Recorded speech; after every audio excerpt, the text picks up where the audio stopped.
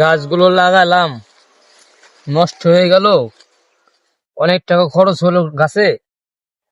আল্লাহ যা করে, মুরব্বীদের কথা আল্লাহ যা করে ভালোর জন্যই করে। 2 বছর ধরে বাগান লাগাই, বাগান হয় না, গাছের খুব দাম। কি করব ভাইবে চিন্তা কিছুই পাচ্ছি না। দেখেন সব গাছ সব নষ্ট হয়ে গেছে। কিরে, তোদের এলাকার আবহাওয়া দেখছি অনেক সুন্দর, আশেপাশটা দেখতে অনেক ভালোই লাগছে। চল সামনে গিয়ে আরো দেখি। হরে বন্ধু, ঠিকই বলেছিস। আমাদের এলাকাটা আরো আগেই অনেক সুন্দর ছিল, এখনো সুন্দর আছে, কিন্তু কিছু সন্ত্রাসীদের জন্য এলাকাটা নষ্ট হয়ে গেছে। কেন, গ্রামে এমন কি হয়েছে যে ওরা চাঁদাবাজি শুরু করে দিয়েছে? সে অনেক আগের কথা, চল সামনে যেয়ে বলি।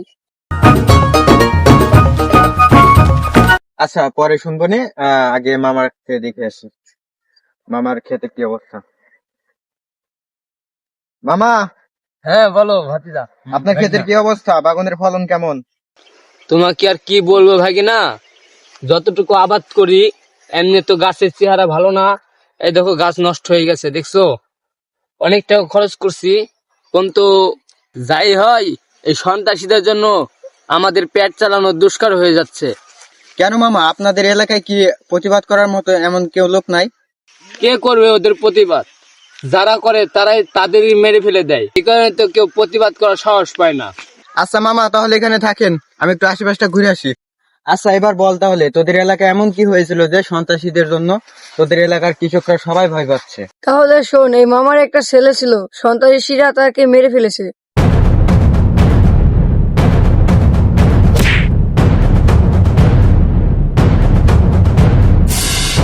এই তুই বলে আমার এলাকায় এসে তুই আমাকে চাঁদা দিবি না?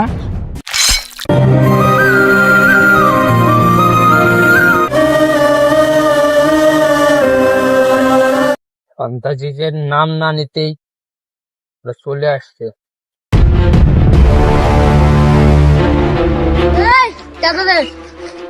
চাঁদা দিতে পারবো না, যা তোদের বসকে যে বল যে চাঁদা দেয় নাই। তারা না দিলে তোর ছেলের মতো তোকে মেরে ফেলবো। যা পারিস তাই করে নিস, চাঁদা দিতে পারবো না, তুলে নিস তোরা যা। আচ্ছা দেখুন চাঁদা দেশ কিনা এখনই বসের কাছে বলে যা।